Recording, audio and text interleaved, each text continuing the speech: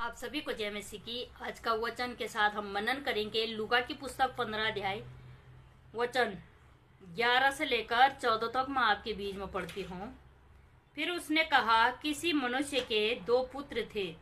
उनमें से छोटे ने पिता से कहा, हे पिता, संपत्ति में से जो भाग मेरा हो वह मुझे दीजिए।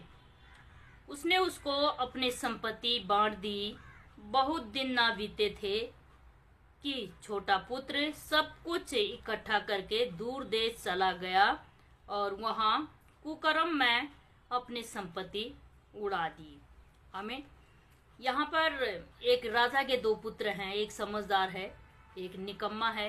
वो सारे अपने संपत्ति को लेकर दूर देश चले जाता है और वहां कुकर्म करके अपना संपत्ति को सारा उड़ा देता है और फिर खाने को कुछ नहीं रहता है वहां पर।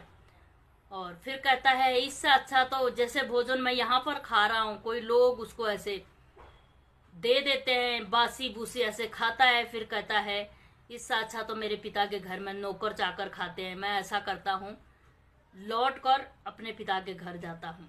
सबसे बड़ी बात तो एक सीख हमें यहाँ पर मिलती है कि वो पछताया और वो मुड़कर आया। ऐसी ही हम भी अपने गुनाहों से अगर फिर जाते हैं तो परमेश्वर पिता हमें स्वीकार कर लेता है। जब वो लौट कर घर आया तो अपने पिता से कहता है, पिता, मेरे गुनाह इतने बड़े हैं, मैंने अपने संपत्ति में से सभी लेकर अपने उड़ा दिया।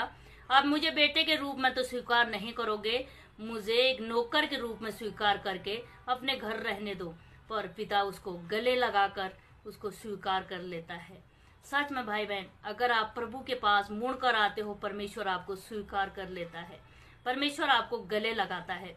फिर वहां पर क्या होता है, जो भाई उस पिता के साथ रहता था वो कुड़कुड़ाने लग जाता है। कहता है, मैं इतने टाइम से तेरे साथ रहता हूँ, तेरी इतनी हिफाजत करता हूँ, तूने मेरे टाइम पे तो कोई बकरी का बच्चा नहीं काटा, और जब वो आया तूने बहुत खुशी मनाई, एक इंजॉय किया और एक उत्सव मनाया और बकरी का बच्चा काटा और खुशियां मनाई।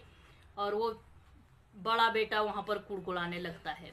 ऐसी ही जब आप अपने परमेश्वर पिता के पास जाओगे, आपके अपने ही कुड़कुड़ाएंगे, पर जब पिता आपको स्वीकार कर लेगा, फिर और कौन है जो आपके विरोधी है, और कौन है जो आपके बारे में बोल सकता है। हर समय परमेश्वर पिता ही है जो मदद करने वाला है। परमेश्वर के साथ जुड़ा रहना चाहिए, लोगों के बातों पर नहीं आना चाहिए कभी भी, क्योंकि उसने ऐसे पछताया और अपने पिता के घर आया, उसके पिता ने उसको स्वीकार किया। वैसे ही आपके पाप जो भी हो, आप पछता कर परमेश्वर के पास आते हो, परमेश्वर आप